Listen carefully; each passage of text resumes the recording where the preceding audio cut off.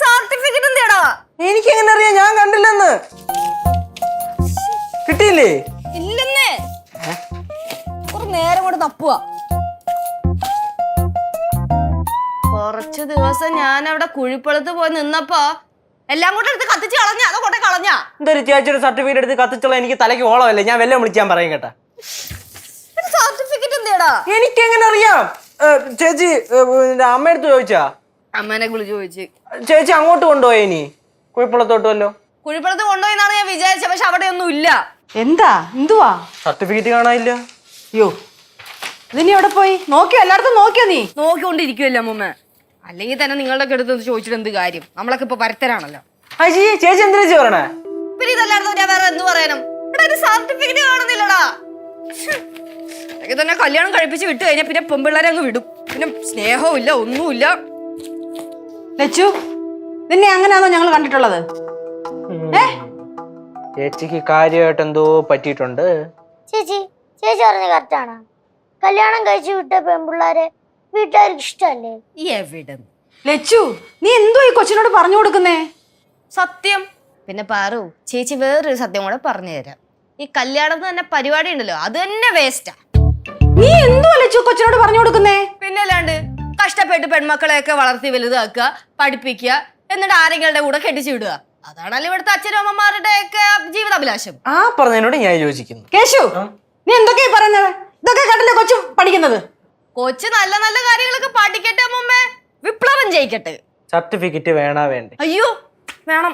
തപ്പണം. വിപ്ലവമൊക്കെ ജയിച്ചോളൂ. ഇതൊക്കെ അല്ലേ വളർന്നു പറഞ്ഞത്. എടാ ഒന്ന് സഹായിക്കടാ. എന്തൊരു കഷ്ടം അമ്മൂമ്മ. അമ്മൂമ്മ സർട്ടിഫിക്കറ്റ് തപ്പുമ്മ. മോള് സമാധാനമായിട്ട് നോക്കി. ഇവിടെ എവിടെങ്കിലും കാണും. അമ്മയുടെ റൂമിലൊന്ന് എടാ ഇതിനൊന്ന് തപ്പി നോക്കടാ. ഇതിനകത്തുനിന്ന് ഞാൻ ഇനി എന്തൊരു തപ്പാൻ? തപ്പടാ. തപ്പടാ എന്തിനു തപ്പടാ? ഇതിപ്പോ മിക്കവാറും അങ്ങേറ്റതല്ലോ കാണും. ചേച്ചി നേരെ വൃത്തിക്ക് തപ്പ അറിഞ്ഞുകൂടാ ഇതിന്. അമ്മേ കേശു, കിട്ടിയാ? എടാ ഈ സർട്ടിഫിക്കറ്റ് കണ്ടാ എങ്ങനെ മനസ്സിലാവും? സർട്ടിഫിക്കറ്റ് കണ്ടാലേ എങ്ങനെയാ മനസ്സിലാക്കുന്നത് നമ്മള്?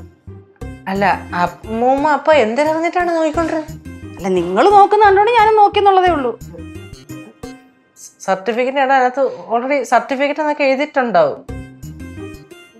ഇങ്ങനെ പറഞ്ഞ് മനസ്സിലാക്കി ഞാൻ. അങ്ങനെയൊക്കെ ഇരിക്കാം അമ്മൂമ്മ. തപ്പ്. എന്നിട്ട് ഏറെക്കുറെ ഒരു കളറിൽ പഴകിയ സാധനമൊക്കെ കണ്ടാ പറ.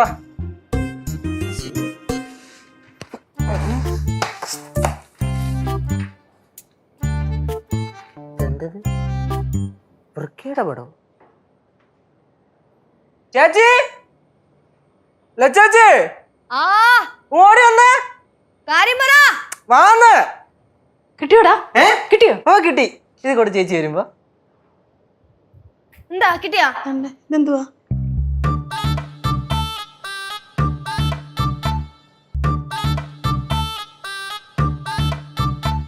ദൈവമേ, ഞാൻ ഇതിനെ എവിടെ പോയി തപ്പു? ലച്ചു, എന്താ മോളെ ദാണ്ട കിട്ടിയടി. കിട്ടി.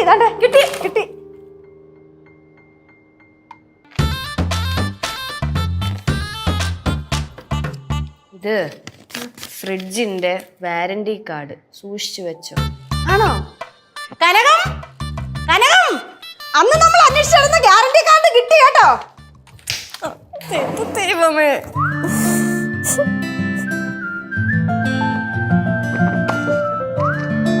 ചേച്ചി ഇവിടെ ചുമ്മാ ഇരിക്കണ. ചേച്ചി ഇവിടെ ബാക്കിയുള്ളവന്മാരെ കിടന്ന് കഷ്ടപ്പെട്ട് തപ്പിക്കൊണ്ടിരിക്കണ്.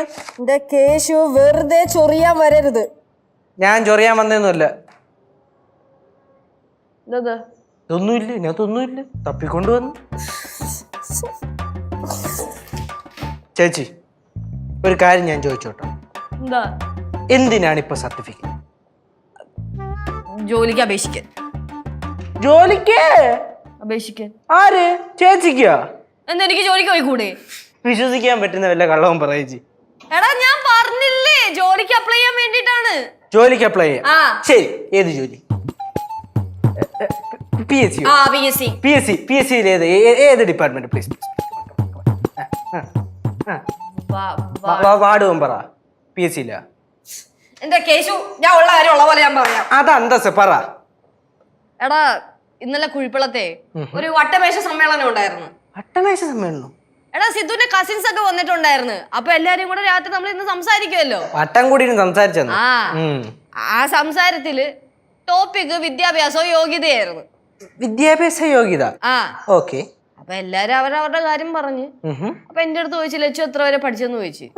പറഞ്ഞൂടായിരുന്നു. ഞാൻ പറഞ്ഞു ഞാൻ 10ാം ക്ലാസ് പാസ്സായി, +2 പാസ്സായി, അതിന് ഫാഷൻ ഡിസൈനിങ് ചെയ്ത് BCom ചെയ്ത് ഇതൊക്കെ ഞാൻ പറഞ്ഞു. ഇതൊക്കെ അവര് വിശ്വസിക്കണ്ടേ? ഇതൊന്നും അവര് വിശ്വസിക്കുന്നില്ല. ഇതൊക്കെ കള്ളമാണെന്നാണ് അവര് പറയണത്. വീട്ടിലെ വിളക്ക് എല്ലാ ദിവസവും രാത്രി 8:30 ഫ്ലവേഴ്സിൽ. മഹാലക്ഷ്മി എല്ലാ ദിവസവും രാത്രി 9 മണിക്ക് ഫ്ലവേഴ്സിൽ.